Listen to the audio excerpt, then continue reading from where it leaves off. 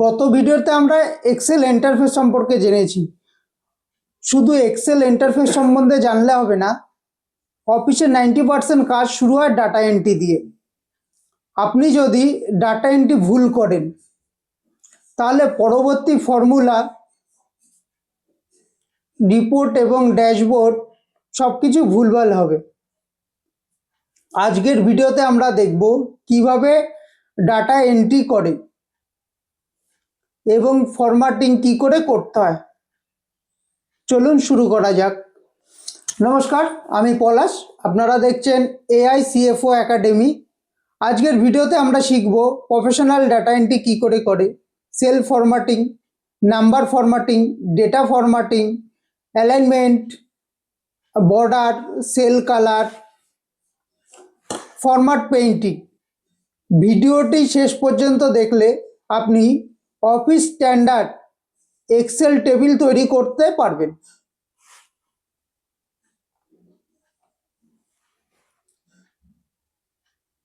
Chapter 1, professional data entry.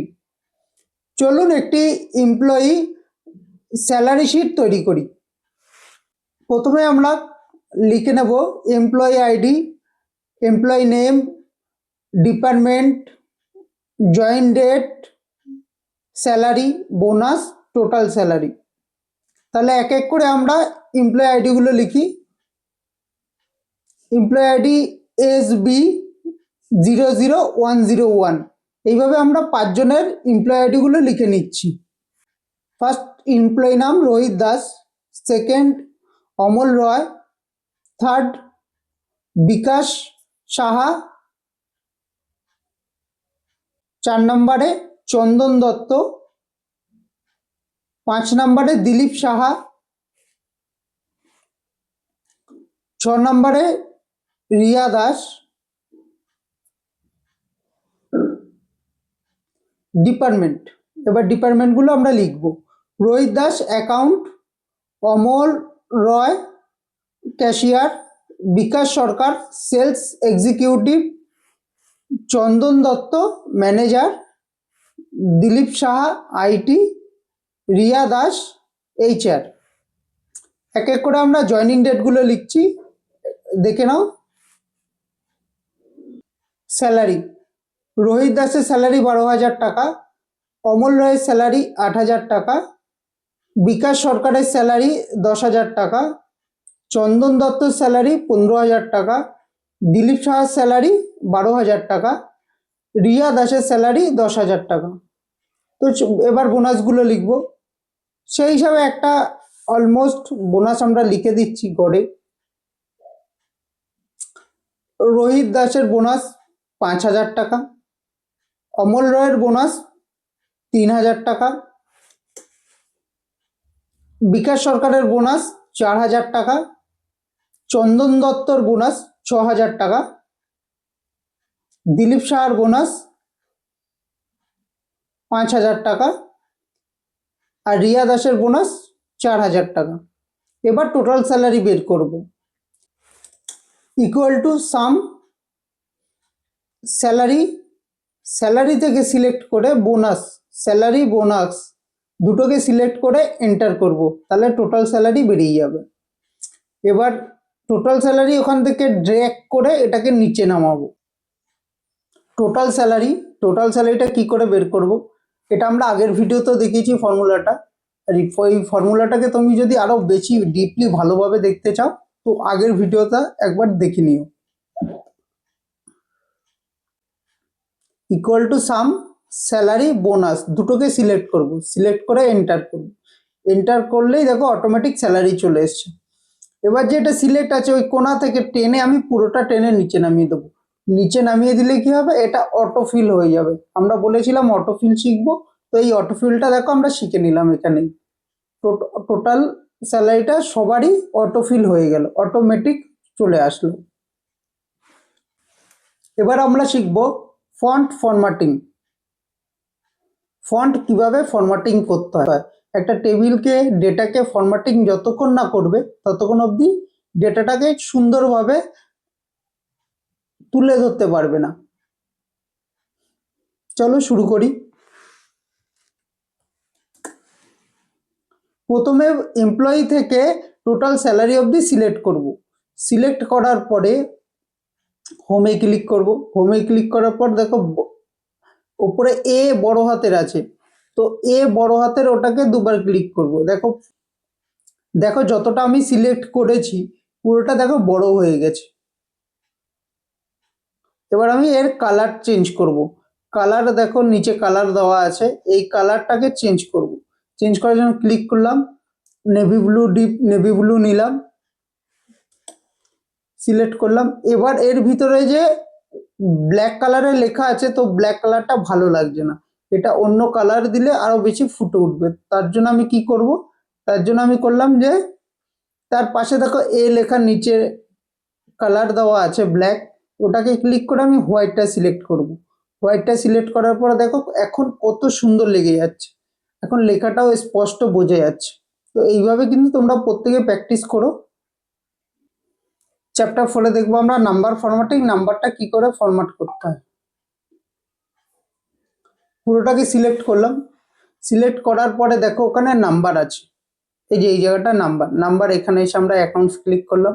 Accounts click করার পরে দেখো পুরো নাম্বারটার আগে একটা ডলার সাইন চলে এসছে, তো আমরা এই ডলার সাইনটাকে ইন্ডিয়ান ফরম্যাটে করব। তো এইখানে নিচে যেই দেখো অ্যারো চিহ্ন দিয়ে নিচের দিকে করা আছে, এটাকে ক্লিক করলে নাম্বার ফরম্যাটিং আসবে, পুরো ফরম্যাট সেলের ফরম্যাটটা খুলে যাবে। নাম্বার আছে, নাম্বারে ক্লিক করলাম, ক্লিক করে আমি এখানে কারেন্সি নিলাম। কারেন্সি নিয়ে দেখো এখানে এক এক করে আমি সিলেক্ট করব।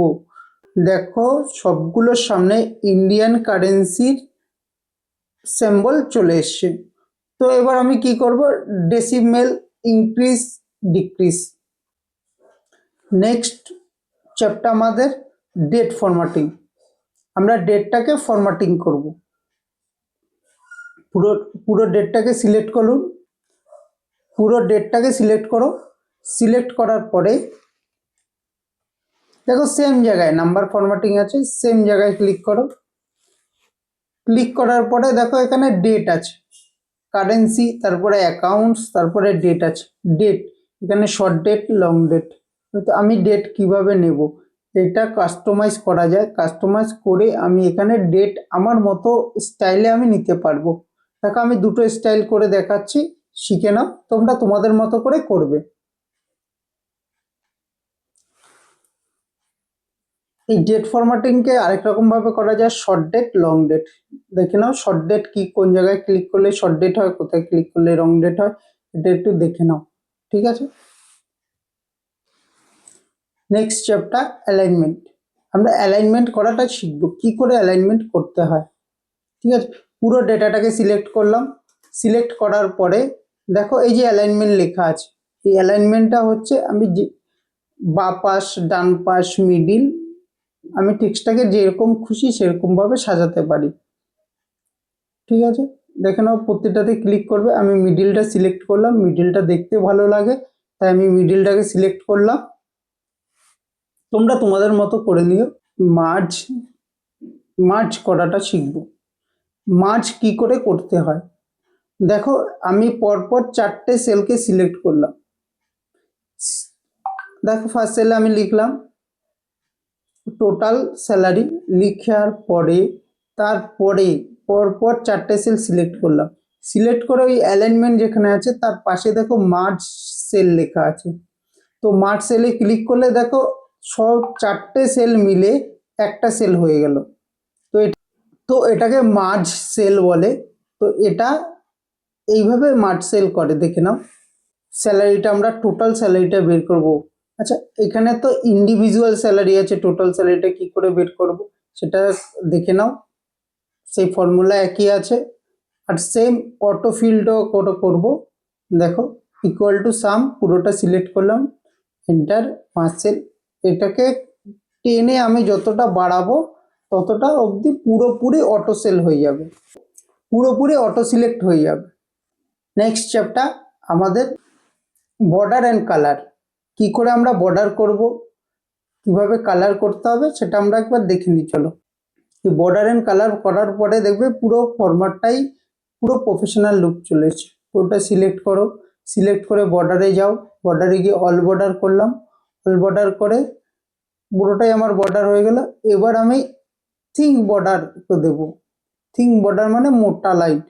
পুরোটাকে সিলেক্ট করার পরে এই দেখো এখানে ক্লিক করে থিক বর্ডার মানে পুরোটা চারি সাইডে আমার পুরো মোটা লাইন হয়ে গেল। কালার আছে, কালারটা আমরা কি করে করব? দেখো ওপরে আমরা ডিপ নেভি ব্লু নিয়েছি, তো এই লাইট কালারটাকে পুরো সিলেক্ট করার পরে সেম কালারটাকে আমরা নিয়ে আসব নিচে, কিন্তু আবার নতুন করে আমাকে করতে হবে। তার জন্য শর্টকাট আছে ফিল্টার প্রিন্টার। আবার বলে দিচ্ছি, ফরম্যাটটা আছে, শর্টকাট ফরম্যাট হচ্ছে ফিল্টার প্রিন্টার। ফিল্টার প্রিন্টার কোডটা দেখো, এটাকে ক্লিক করলে ফিল্টার প্রিন্টার বলে। তো এটাকে ক্লিক করলাম, করে নেক্সট সেলটা যেটাকে কালার করব সেটা পুরোটা সিলেক্ট করলাম। দেখো অটোমেটিক কালার হয়ে গেল।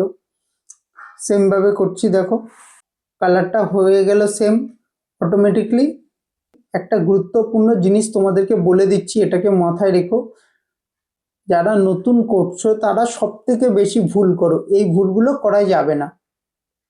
মার্জ সবসময় ব্যবহার করা যাবে না, ব্ল্যাঙ্ক রো ছাড়া যাবে না, ব্ল্যাঙ্ক রো ছাড়া যাবে না।